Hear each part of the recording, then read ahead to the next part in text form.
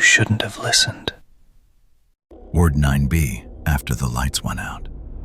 I took vitals on a patient that doesn't exist. I wrote his blood pressure on a chart. An admin says there's no record of him ever being in the hospital. That's where it started. I work nights, surgical recovery, Ward 9B. It's quiet after midnight. Machines hum, vents sigh, and time slows down. You start listening to the sounds too closely. The drip of an IV, the tick of a clock, the distant buzz from fluorescent lights that never fully die. At 11:47 p.m., my hallway went silent. All at once. No monitors, no monitors, no coughs, not even the air vents. Just stillness. Then came the smell, wet, metallic like rusted pipes. The light above room 309 flicked on by itself. We keep that room locked. It's for overflow, but the floor under it hums weird when you roll a card. An old generator, they say. I remember looking at my assignment sheet. Someone had scribbled in blue ink, 309, OBS, no narcotics. I thought maybe a late transfer came in. So I walked down the hall, pushed the door open, and said softly, "Hey there, I'm your nurse for tonight." No answer, but something moved behind the curtain, slow, dragging, like cloth brushing tile. I drew the curtain back. He was sitting up, old, gray hair yellowed at the ends, gown neat, hands folded on his lap, breathing steady. "Can you tell me your name?" He didn't look up, just a small nod. I wrapped the cuff on his arm. His skin was cold, not just cool, fridge cold, the kind that sticks to your fingers. BP 128/82, pulse 58. Perfect vitals, oxygen 99%. "Do you need anything?" His lips moved, but the sound didn't come from him. It came from right behind me. "Yes." I spun around. No one there. When I looked back, he was smiling, barely. Then, beep, beep, beep, beep, beep. His monitor spiked. I reached for the stethoscope. Static, not heartbeat, not lungs. "Have a join static," I heard, downstairs, and then the line went flat. I hit the code alarm. Crash cart thundered in. When Jen burst through the door, I started compressions. "Kara, stop!" she yelled. I froze. The bed was empty. No patient. No sheets. Just air. "Who coded?" she asked. I showed her my sheet. Room 309, observation case. She pulled up her tablet, frowned. "There is no 309 tonight. That room's been closed for maintenance since last month." I stared at my paper again. Same note, same ink, only it was my handwriting. The overhead speakers came alive for half a second. "Downstairs." Then the power died. The hall lights went red, backup only. Every door number glowed dimly except 309. That one stayed dark. The door eased shut on its own. Later, I checked archived files. One entry. Room 309 relocated to basement storage. Patient deceased. That's all it said. Now, every time I pass the elevator at night, I hear the faint monitor beep from below. And sometimes when it's quiet, someone whispers, "Vitals stable. This doesn't end here." There's something else happening in Antuaire department. The radiology login. The night I realized I'd been logging into the hospital while asleep, I thought I was losing my mind. My name's Nathan, radiology tech at the downtown trauma center.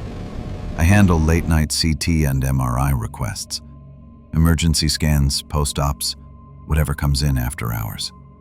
We sign everything through a digital badge system. Each scan has a technician ID and timestamp. At least, it should. 2 weeks ago, IT called asking why I'd been accessing machines at 3:14 a.m. every night. I told them I hadn't. I clock out at midnight sharp, catch the 12:15 bus home, and I live alone. They sent me the log. My ID swiped into Radiology Sublevel 2, scanned a patient labeled no chart, and logged out exactly 6 minutes later. Same time, every night. At first I thought someone cloned my badge, but badge entries use fingerprint match. They showed me the security feed. No one entered the sublevel hallway, but the motion sensor door opened and closed on schedule. I decided to check myself. Next night I stayed behind, pretending to finish maintenance. Around 3 a.m., I waited near the stairwell leading down to sublevel 2. That's the floor we sealed after the flood a year ago. No lights, half the sockets corroded. At 3:14 exactly, the scanner powered itself on. The control monitor glowed blue. Patient ID field filled automatically. Unidentified, case 42B. My ID already appeared in the tech field. Then, the door behind me opened, slow, pressure seal hissing. No one walked through, but the smell, metallic, damp like moldy wires, filled the room. I heard my own voice over the intercom. Start sequence. I backed against the console. Who's there? The machine began scanning. Empty table, no patient. Just the echo of the magnet spinning. Then a human outline flickered on the monitor. Skeletal, faint, upside down. Every bone labeled with my name. I hit emergency stop. Everything died.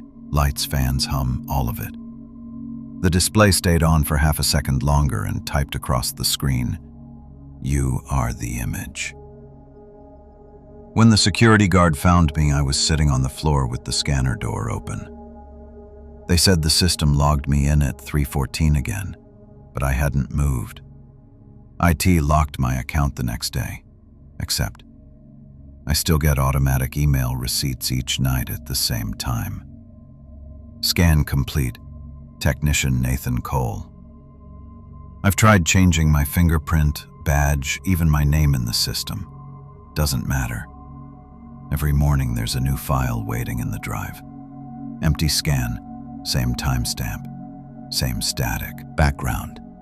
And sometimes when I open them, there's a heartbeat sound layered faintly under the noise. A single voice whispering, "Don't log out this time. This doesn't end here. There's echoes happening somewhere else." Echo Suite 4A. We reopened the West Wing last month. Old part of the hospital, built in the 1950s, shuttered after an asbestos scare. I'm in maintenance, not medical. My job was to test the old PA system and make sure it connected to the new intercom grid.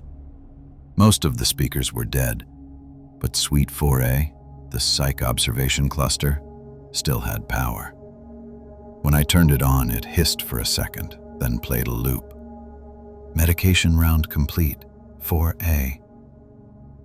Old nurse recordings archived decades ago. Then something new came through. If anyone can hear me, they never left. I thought it was interference. The signal repeated every night around 2 a.m. Always that same sentence, same voice. I checked the server logs, no file labeled 4A. Audio team said the line doesn't exist in their archives. So I stayed after shift, listening through the control panel with headphones. At 1:59 a.m., silence. At 2 o'clock exactly, faint breathing in the left channel. Then, "We're still making rounds." My whole body froze. I traced the wire path, The speaker loop ran directly into an unused intercom port buried behind the drywall. Someone had sealed it with metal plating decades ago. When I pulled the cover off, there was a microphone still wired in, and a small brass nameplate below it. Head Nurse E. Marin, deceased 1972. I don't scare easy, but that made my stomach drop. I cut the power, unplugged the whole board. Yet at 2 a.m. sharp the next night, the voice came back, louder this time, across the hospital intercom. Medication round complete. Suite 4A. Except 4A doesn't exist anymore. The floor plan ends at 4B. Security reviewed the cameras, no one near the control room. The voice recordings kept changing, every night slightly newer phrases. By the fourth night, it started calling names. Dr. Holmes, Orderly Grant, Patient Marin. That last one made me sit up straight. The nurse's name. I checked the old obituary file. She died during a patient evacuation. Elevator malfunction, crushed between floors. They found her body 2 days later, with the mic headset still around her neck. I went back to 4A yesterday, just to prove to myself it's done. The room's empty now, stripped to bare walls, but the intercom light still blinks green. I leaned close and whispered, "If you can hear me, stop." Silence. Then, through every hallway speaker at once, "We never stop."